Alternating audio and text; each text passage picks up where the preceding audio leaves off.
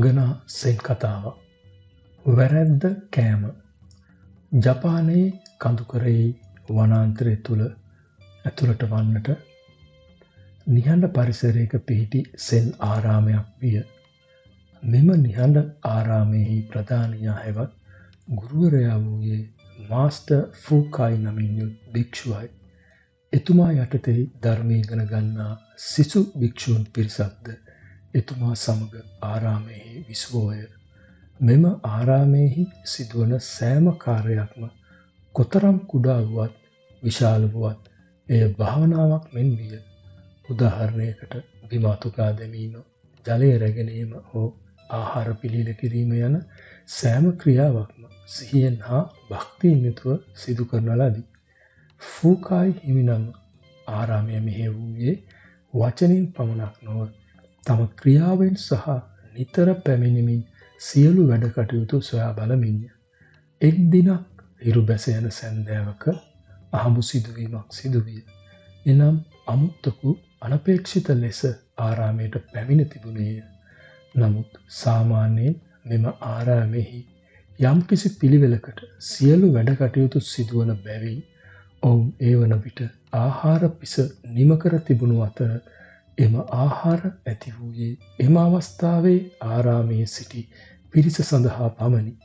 මෙම ආරාමෙහි ආහාර පිසීමේ කටයුත්ත සිදු කරනු ලැබූ කෝකියා වූයේ තරුණ භික්ෂුවකි. මේ වන විට රාත්‍රී ආහාරය ගැනීමේ කාලයද ආසන්න වෙමින් තිබුණි. සිහිය පවත්වා ගැනීමේ කලාවෙහි තවමත් ඉගෙන ගන්නා තරුණ භික්ෂුවට මේ අවස්ථාවේ නැවත තවත් කෙනෙකුට කෑම පිසීමට ඇති අඩු කාල වේලාව නිසා ඇති වූ පීඩනය තදින් දැනුනි. ඔහු ඊටමත් කඩිනමින් කෑම අඩුපාඩුව පියවා ගැනීමට සුප් එකක් සාදා ගැනීම සඳහා ඔවුන්ගේ කොළ වර්ග වගා කර ඇති උයනට වහා දිව ගියේය. එම අවස්ථාවේ සුප් එක සාදා ගැනීම සඳහා අවශ්‍ය ඕනෑම දෙයක් කොළ වර්ග, අල වර්ග සියලුම දේ ඔහු උයනින් සපයා ගත්තේය. මෙසේ කලබලයෙන් එළවලු වර්ග, කොළ වර්ග කපා ගනිමින් සිටින අතරේ ඔහුට අත්වැරැද්දකින් ඔහු නොදැනීම බරපතල වැරැද්දක් සිදුවිය. ඔහු කොළ වර්ග කපන අතරේ ඔහුට නොදැනීම එම ගස් අතර සිටි කුඩා සර්පයෙකුද පිහියට කැපී උගේ හිසද නොදැනීම එළවලු වලට එකතු වී තිබුණේය. කෝකියා වූ තරුණ භික්ෂුව අනිත් ආහාරද සමග සුප් එකද පිළිගන්වන ලදී. අනෙක් ගෝල භික්ෂූන්ද සුප් එකෙහි රසය ගැන අගය කරමින් එය පානය කළෝය. අද සුප් එක පුදුම රසක්. මෙහි සැඟවුණු දේ නොදැන ඔවුන් සිනාසෙමින් කෝකියාට ස්තුති කරමින් සුප් එක පානය කළෝය. ඉන්පසු ගුරු හිමිනම තම පාත්‍රය අතටගෙන සුප් පානය කිරීම සඳහා හැන්දක්ද අතට ගත්තේය. නමුත් සුප් භාජනයේ යමක් එතුමාගේ ඇසට හසු වුණේය. හොඳින් විමසා බැලුව විට ඔහු දුටුවේ ඒ සර්පයෙකුගේ හිසකි. ඔහුගේ වෙනස දුටු කාමරයමද නිශ්චලතාවයට පත්විය. නමුත් ගුරු හිමිනම බොහෝම සංසුන්ව අත ඔසවා කෝකියාව කැඳවීය. ගුරු හිමිනම අසලට පැමිණ විට එතුමා ඇඟිලි දෙකකින් සර්ප හිස ඔසවා පෙන්වමින් සරලව මෙසේ ඇසුවේය. මේ මොකද්ද? කෝකියා එම සර්ප හිස අතටගෙන ගුරු හිමිනමට ස්තුතියි ගුරු පියාණනි යනුවෙන් නමතා එතනම සිට නිහඬව එම සර්ප හිස කෑවේය. ඔහු කිසිම නිදහසකට කරුණු ඉදිරිපත් කිරීමක් නොකළේය. සමාව අයදීමක්ද කළේද නැත. කිසිදු විරෝධතාවයක් දැක්වූයේද නැත. කිසිදු ලැජ්ජාවක් පෙන්වූයේද නැත. ස්වාමියා විශේෂයෙන් ඔහුට පිළිගැන්වූවා යයි යන හැඟීමෙන් ඒ ඉතාමත් ගෞරවයෙන් පිළිගත්තා පමණි. ගුරුහිම නමද තවත් කිසිවක් කීවේ නැත. මෙම කුඩා හාස්‍යජනක කතාව තුළ නිහතමානීකම, වගකීම සහ ධර්මයේ සාරය පිළිබඳ ගැඹුරු ඉගැන්වීමක් ඇත. කෝකියා නිදහසට කරුණු ඉදිරිපත් කිරීමක් නොමැතිව ඔහුගේ වැරැද්ද පිළිගත්තේය. ඔහු එම වැරැද්ද ප්‍රතික්ෂේප කිරීම හෝ එම උයනට දොස් පැවරීම හෝ මම දැනගෙන හිටියේ නෑ යයි පැවසීම වෙනුවට ඔහු සරලවම ඒ මොහොත පිළිගත්තේය. ජීවිතයේ ගොඩක් වේලාවට අපි අතින් වැරදි සිදු වෙනවා. නමුත් ධර්මයේදී වැදගත් වන්නේ එම සිදුවෙන සිදුවීමට අප ප්‍රතිචාර දක්වන ආකාරයයි. කෝකියා පසුබට වූයේ නැත. ඔහු තර්ක කළේ හෝ එම අවස්ථාව සාධාරණීකරණය කිරීමට ගියේද නැත. වචනාර්ථයෙන් කියනවා නම් එහෙම නැත්නම් අපි කතාවට කියන විදිහට කියනවා නම් ඔහු ඇත්තටම දොස් කෑවේය. එනම් වැරැද්ද අනුභව කළේය. කෝකියා සිදු කළ ක්‍රියාව යටත් වීමක් නොවේය. ඔහු සිදු කළ ක්‍රියාව ඇත්තටම නිර්භීත ක්‍රියාවකි. ඔහු ඇති වූ සිදුවීමෙන් ඇති වූ ප්‍රතිවිපාකය වළක්වා ගැනීමට උත්සාහ කළේ නැත. ඔහු සම්පූර්ණයෙන්ම ප්‍රතිවිපාකයේ කොටසක් බවට පත්විය. සෙන් ධර්මයේ පවසන්නේ පරිපූර්ණ වීමක් ගැන නොවේය. යම් කිසි සිදුවීමක් සිදු වූ විට විශේෂයෙන් දේවල් වැරදී ගිය විට එම මොහොතට මුහුණ දීමයි. ඇතිවන ප්‍රතිවිපාකය තුලට පැමිණීමයි.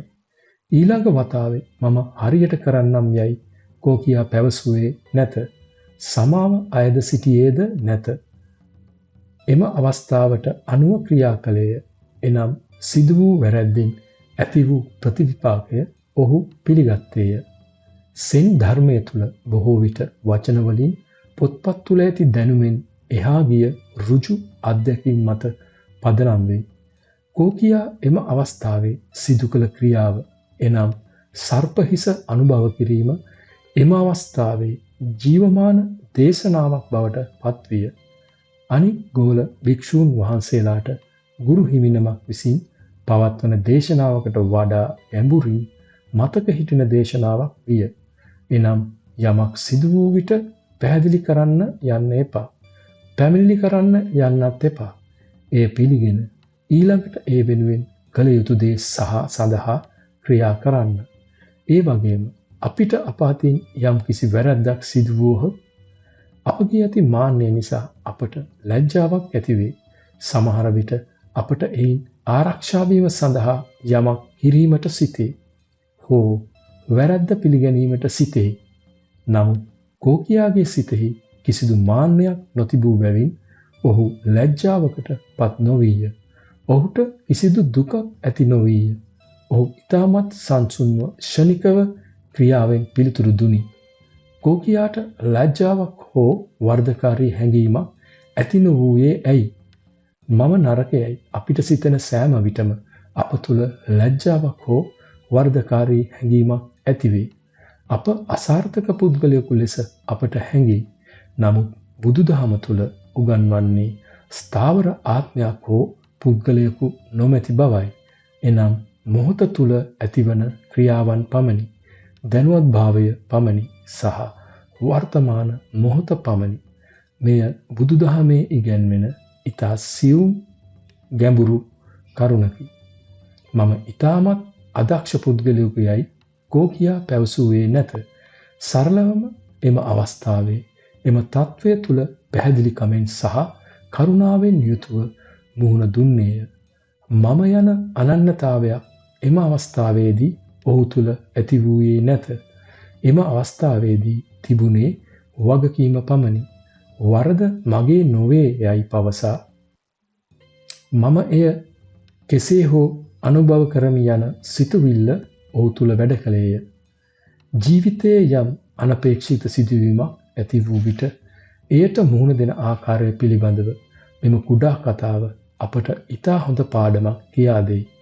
එදිනදා ජීවිතයේදී අපාතින් යම්කිසි වැරැද්දක් වූ විට නිදහසට කරුණු කීමට, අන් අයට දොස් කීමට, තරහා ගැනීමට හෝ එම සිදුවීමෙන් ආරක්ෂා වීමට අප උත්සාහ දරයි.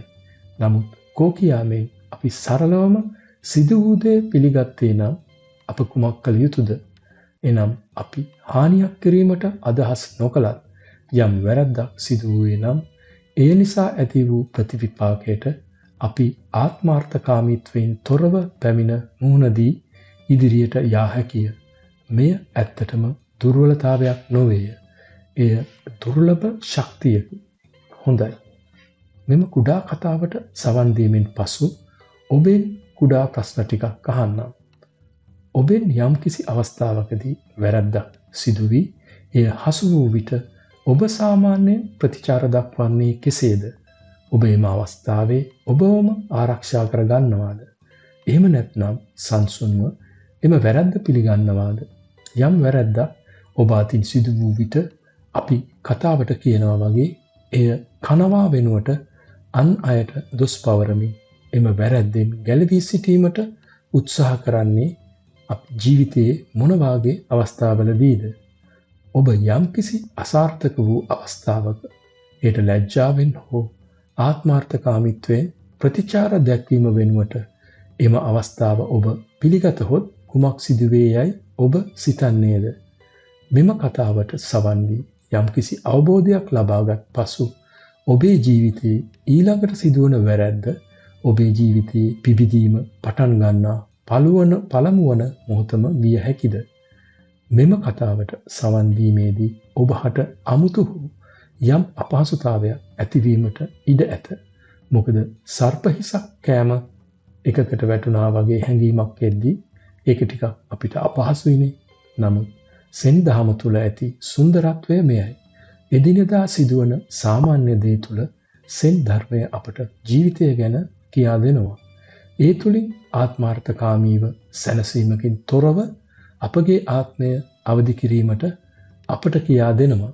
මෙම කතාව තුල යම් වැරැද්දකදී දොස් ඇසීමෙන් අප මානසික පසුබෑමකට ලක් නොවි යථාර්ථය හමුවේ සම්පූර්ණයෙන්ම අවදියෙන් සිටීමට සහ කිසිදු ආරක්ෂා වීමකින් තොරව වර්ධකාරී හැඟීමකින් තොරව සහ බියෙන් තොරව එයට මුහුණ දීමට අපට කියා දෙනවා. අවසාන වශයෙන් ඔබට මෙම කතාවේ සිටි කෝකියාගේ ස්ථානයේ ඔබ සිටියේ නම් එම අවස්ථාවට ඔබ ප්‍රතිචාර දක්වන්නේ කෙසේද? ස්තුතියි.